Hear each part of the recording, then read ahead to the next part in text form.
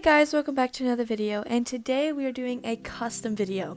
So to start these customs off, they have a lot of paint and nail polish on them because they're really old. So I need to start by getting this off. So I went in with some alcohol. I think it was 90% alcohol, and I just started with a Q-tip at first. And I just doused it in the alcohol and I just started rubbing it all over. I tried it on this one, which had the nail polish on it, but it was not working, so I just went in with my X-Acto knife and tried to scrape it off. It kind of worked, not really, but I just kept trying with it because I didn't really know what to do at first. There was a thin layer of nail polish.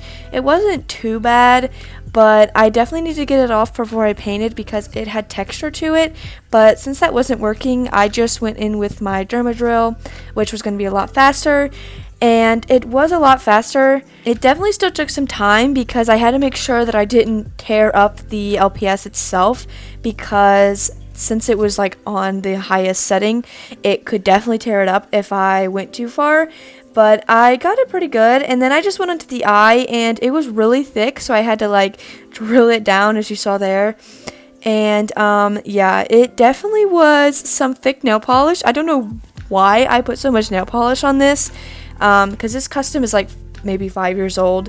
I don't even remember what I did to it, but I was not thinking about having to take it off. And yeah, it took some time to get that off, and I had tore up the eye doing that. So I had to go back on both of the eyes and trim down all the loose plastic that was caused by me drilling down like that, but I don't really know how else to get rid of it. And then I just moved on. I moved down to the mouth area, and I just kind of kept going everywhere, and the paint / nail polish was just getting all over my Derma drill. And now I'm moving on to the body. So the body was a little bit of a struggle because the crevices were kind of hard to get to. And yeah, like I said, I just kept moving back and forth, so I was like all over the place. But I mostly am working on the body around this time, and the bottom of this pet was like really chunky for some reason, so I had to make sure I got that smooth. And the tail. The tail was definitely a struggle. It is covered in marks where the drill like drilled into the plastic because for some reason the plastic was different or like softer or something, I guess because it's the tail. But I definitely tore up the tail doing this, but again, I didn't know how else to take it off. I guess I could have tried like acetone or something, but I didn't have acetone on me, which acetone would have worked a lot better because acetone is made for nail polish. But I just worked with what I had, and as I went on, my drill started to get a little bit less, like, it worked a little bit less because it was covered in the nail polish. So I had to keep cleaning it off because it wasn't drilling anything because it was just covered in nail polish, but it's not a big deal.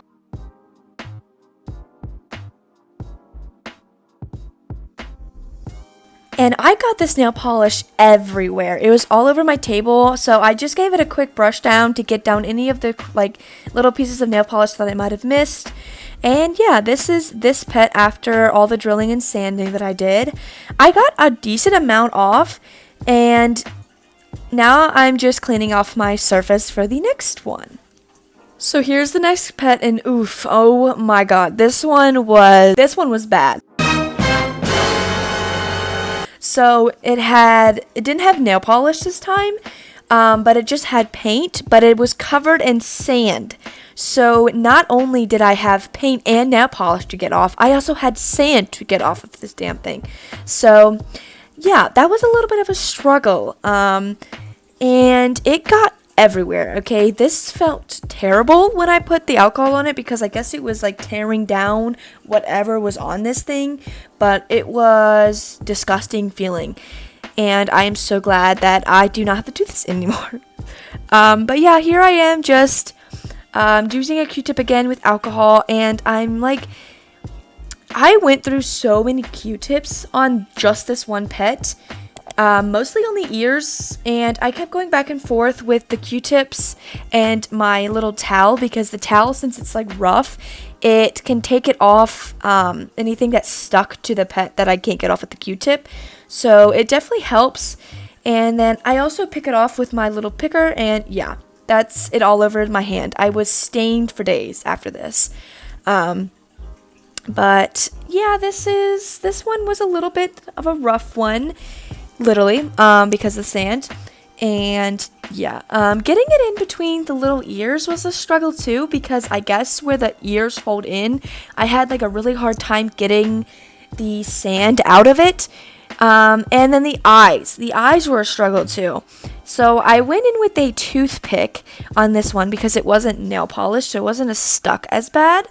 And I just dipped it in the alcohol, and I just dug it out of the crevices, and there was a lot of them because there was in everything. It was in every single little crevice on this pet. It was everywhere. The eyes were on this one were more of a struggle than the other one. And here's where I figured out that the little band was destroyed. And yeah, I'm just going in with my X-Acto knife now, just tearing this thing up and going in on the other eye, tearing it up. I'm just going back and forth. And now moving on to the body. The body had the most amount of sand, so, but I'm glad it came off pretty easy. The body actually came off pretty easy. So I left them overnight in an alcohol bath. So the reason why I did the alcohol bath was because scrubbing these pets was taking me forever, and I was kind of getting tired of it, so I just left them in a overnight bath, and it actually worked really well. The paint afterwards just slid right off of them, and it made my job a lot easier, and it just sped up the process of taking off the paint so I could get working on the clay faster.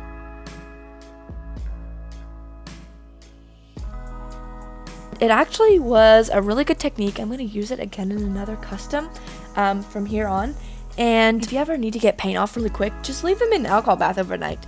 And yeah, this is me getting it off the body and the tail. It came off the tail a lot easier on this one because it wasn't nail polish.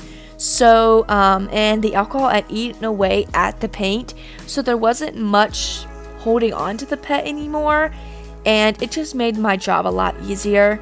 And yeah, the only problem I had afterwards was getting it out of the eye, but that wasn't too much of a struggle. It only was because it was in like the crevices, so the alcohol probably didn't reach it, or I just couldn't get it out easily. But other than that, I have no complaints.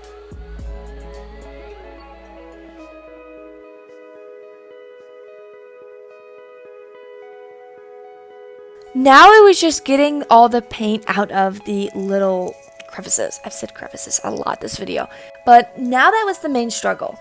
It was a lot easier than before, obviously. So I basically just like wiped my Q-tip all over the place and just got off any little residue that was still left. And I'm just getting it where I didn't get my Q-tip with the toothpick.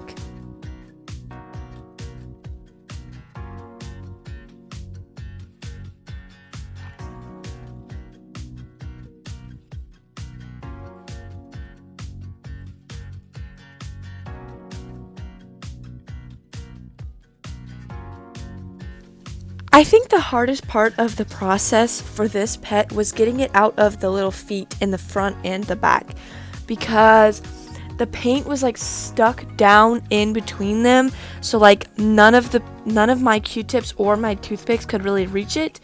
The toothpick could kind of reach it, but not very well. You would think it would, but for some reason, the way the paint was sitting in between the feet, it just could not get it. So I had a hard time with that, but I figured it out eventually and just used my X-Acto knife again.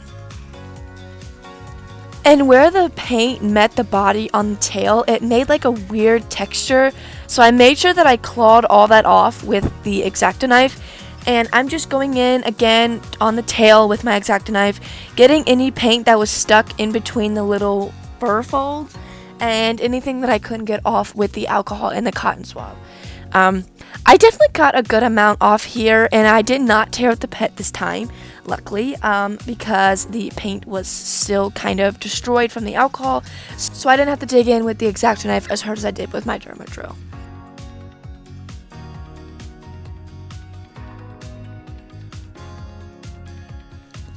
So finally, after an hour in total of cleaning this pet, it's finally completely clean.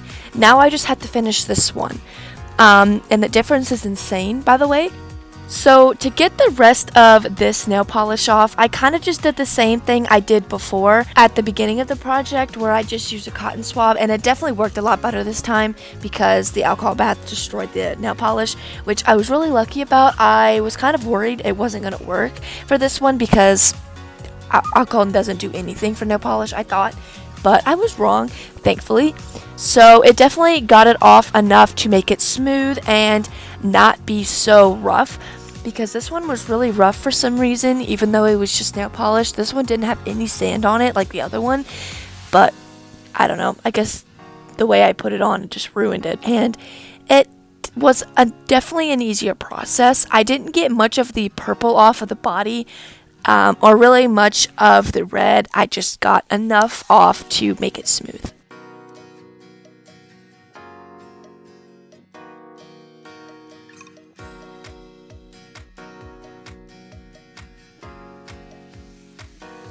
And I tried my best to get as much nail polish off of the body and the tail as possible, because I couldn't really get it with the X-Acto knife before, but it made it a lot easier now because it didn't have to dig as hard to get it off, because I was kind of worried before to dig at it because I didn't want to cut the pet up like I did before. So I just had to be a little bit careful, but after the alcohol bath, it came off a lot easier. So now that that was done, it was time to clean my surface and prepare for the next step. And here is the pets all clean with no paint or nail polish or sand. Now it's time to start working on the clay work. So I wanted to do like fur in the ears, and they're supposed to be twins, so I wanted them to have like matching. So one is going to have spiky ear fluffies, and the other one's going to have round. So this one's going to have the spiky. So I started by just laying down like the first few fluffs, and then I just started to cut them down and smooth them out how I wanted them to be. And it was kind of hard because I needed them to be similar, but I got it done pretty well, I feel like, at least on this one. But yeah, I really like how I did this one because it just looked really nice at the end. I didn't really do as well on the other ear, but I definitely liked the one side.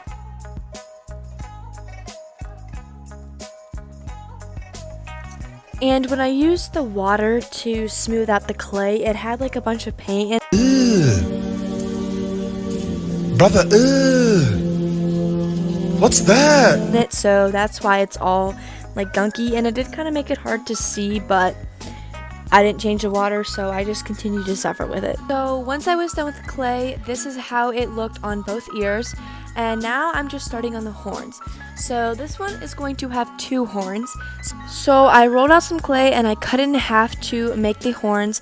And I just attached them to the forehead of the pet, and I just curled them how I wanted them to be. And that's how that looked. And now I need to work on the other one. But before I can work on the horn of this one, I need to do the ear fluffs on this one as well. So I wanted to do something a little bit more round, like I said before. So instead of sculpting it individually, I just flattened out a big piece of clay and I attached to the ears. And it was a little hard on one side, but I figured it out. And I just needed to smooth it out and make sure that it looked good in the ear. And I had to trim some of it off where the ear folded in, so it made sure that it looked like an actual like it came out of the ear instead of like on the ear. It's a little hard to explain, but you can kind of see what I'm doing. And then I just started to round out the clay to look like the little round tufts of fur.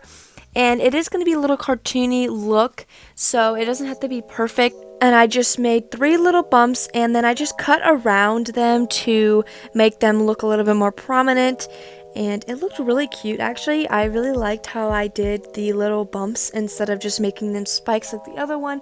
And it gives this pet a little bit more character compared to the other one. And then I just did the same process on the other side, where I just rounded out the clay and cut around the little roundy bits to make the shape more prominent and visible.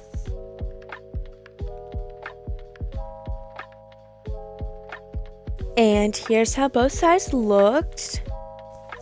Now I just need to work on the horn for this one. So I wanted to do something a little bit more unicorn horn themed, since they're supposed to match. So it's supposed to be the same but opposite. So I kind of did the same thing as the last time, except I'm only doing it once, and I flattened out the bottom so it would attach a little bit better. And I just put it in the middle and rounded it out to attach it to the forehead. And I needed to stick this one on a little bit better because it was going to be a little bit thicker of a horn than the other one, so it needed better structure. And it looks a little weird right now, but I swear it's going to look better when it's done. So now I'm just working on building up the actual horn. So I started out with a big flat piece of clay and I just squished it around. And I wanted to do something a little bit different than I've never done before with the horns. So I wanted to make it have layers to it. So I basically just rolled out some clay and attached it all the way to the top. And I made sure that the layers looked visible because I wanted it to look kind of like ancient. I don't know how to explain it, but the idea was so cool in my head. I had to make it this way because I've never made horns this way. And I feel like I've seen some horns done this way, but I feel like I've never seen them on actual LPS before. So I just really like the idea. And I'm just making sure that I smooth out the back. Trying my best to smooth out the back because it's going to look a little weird now.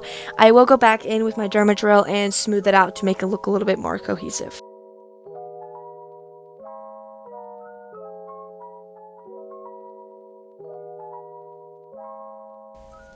As I got closer to the top of the horn, I just am flattening out each little layer to make sure that it doesn't get too bulky as it goes up.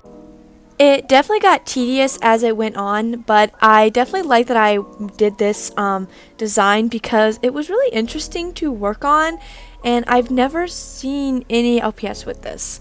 So I'm really happy that I decided to do this layered look. So the last top layer of the horn was really hard for me for some reason.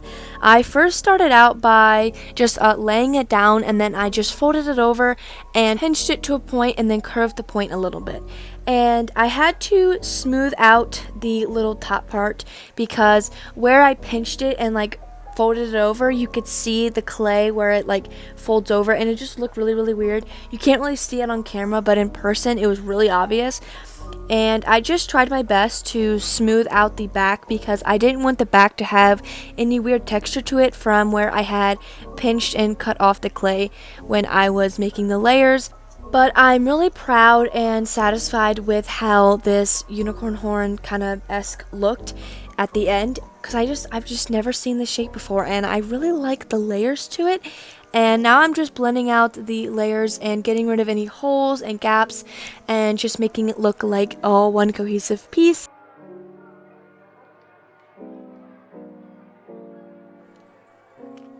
So for the second one, I just did kind of the same thing. I just rolled out a bunch of clay, wrapped it around the horns, and then I just smoothed out the back and layered it up until I got to the top. And these ones were a little bit harder because they sat against the ear a lot more, so it was a little bit harder to smooth out the back. So I had to get a toothpick for this one, but it ended up working out in the end, and I'm just gonna have to smooth it out with my derma drill in the end.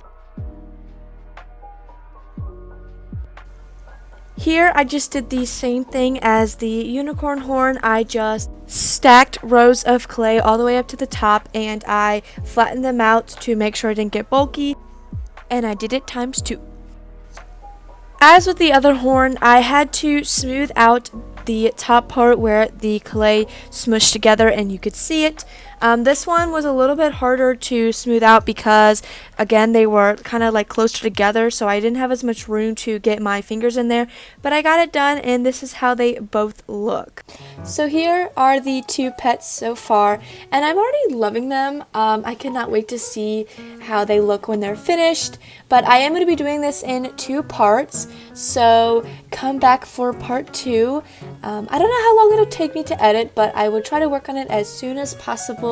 So it'll be about a week or so. But yeah, I hope you guys enjoyed today's video, and I will see you at the next one. Bye!